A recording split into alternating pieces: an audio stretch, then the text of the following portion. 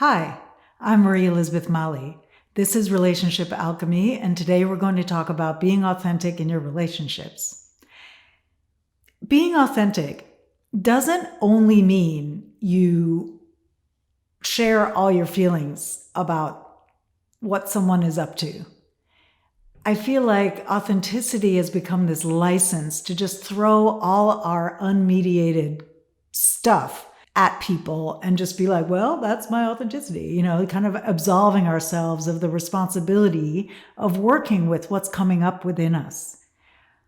To me, being authentic is more about sharing what's true for you, what you're actually feeling, having the courage to reveal your tender places, and also reveal your joy, reveal your desire, reveal your curiosity, reveal your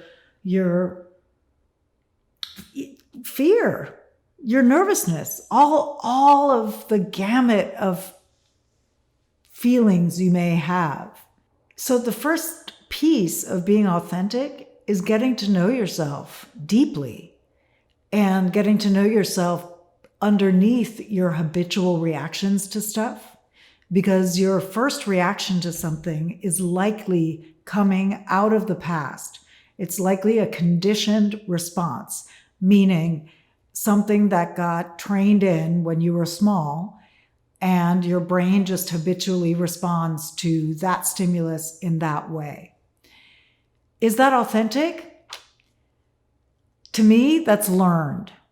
Sure, it's authentic in a certain way because it's the response you have, but the real you that's underneath your conditioned and learned self might have a different response. So until you start getting to know who that real you is beyond the you've been taught to be, authenticity is going to be harder to access. Because to me, like I've said, authenticity isn't about your habitual responses to things that are coming out of your conditioning. So the first step to be authentic is to get to know how you actually feel. What happens in that split second between somebody doing or saying something and you having a feeling, a reaction about it? Can you access what that first response is? Maybe it's ouch, or it's or it's that feels off, even if you can't name how yet. Catching that initial response before the story gets laid onto it, before the meaning gets laid onto it, before you make what someone is doing or saying mean something about them or about you. That first response is usually some kind of sensation in your body. It might be a twinge or a tightening or an expansion, right? If that response is something loving and open and beautiful, you might feel an expansion inside. Whatever that first sensory response is, that's usually the authentic one. And very quickly, the overlay happens. The story, the meaning, the interpretation. It happens so fast that that interpretation we take as being the true response. But it isn't always. So my invitation to you is to start, in the name of becoming more authentic, is to start really tracking your physical responses to the world around you, to what people are doing and saying, to slow down a little bit with yourself and feel.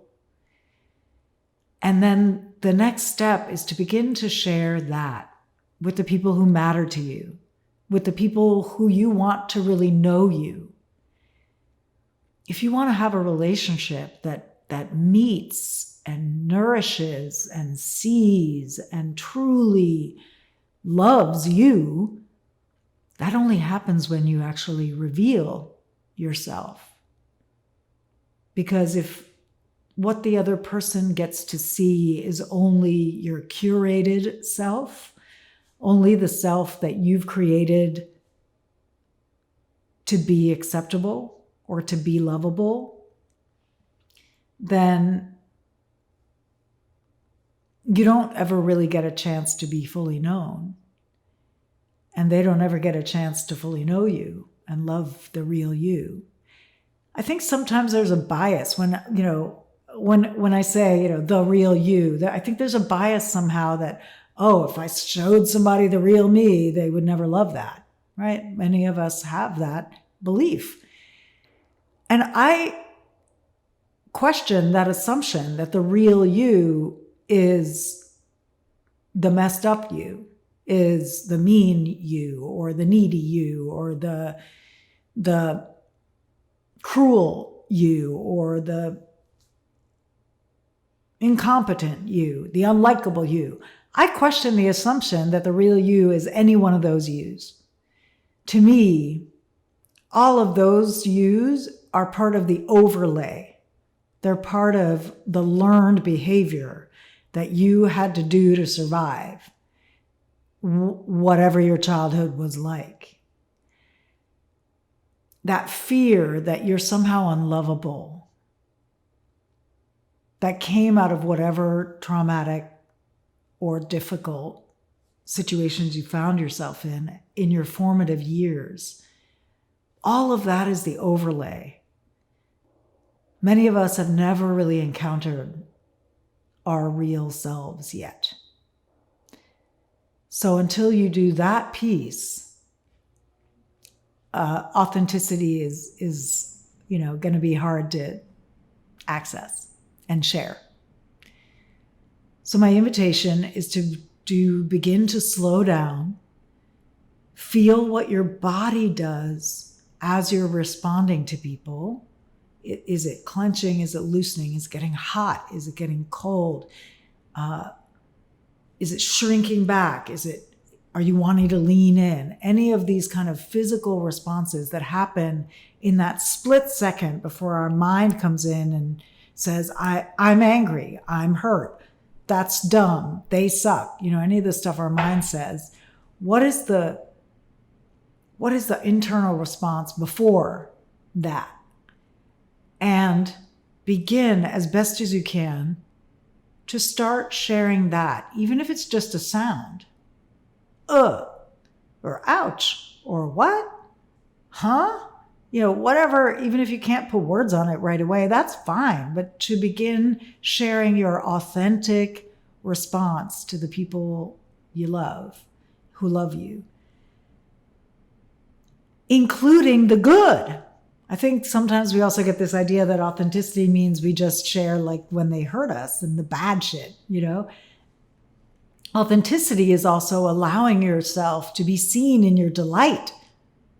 When someone does something that delights you, do you put a lid on that because you don't want to seem too thirsty, right? Or too eager, or too easily pleased? To me, being an easily pleased woman is an incredibly attractive quality.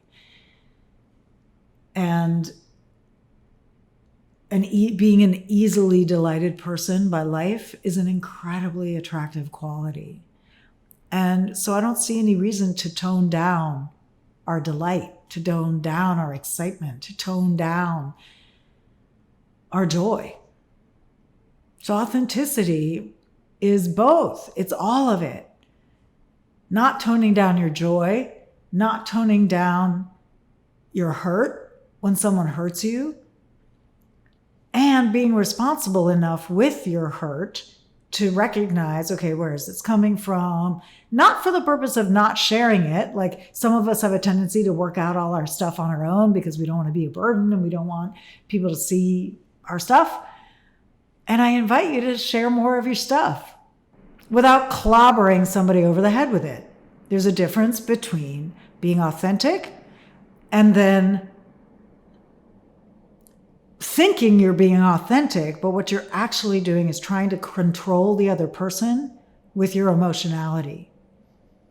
Authenticity doesn't include control. Authenticity is just realness. This is what's happening for me right now.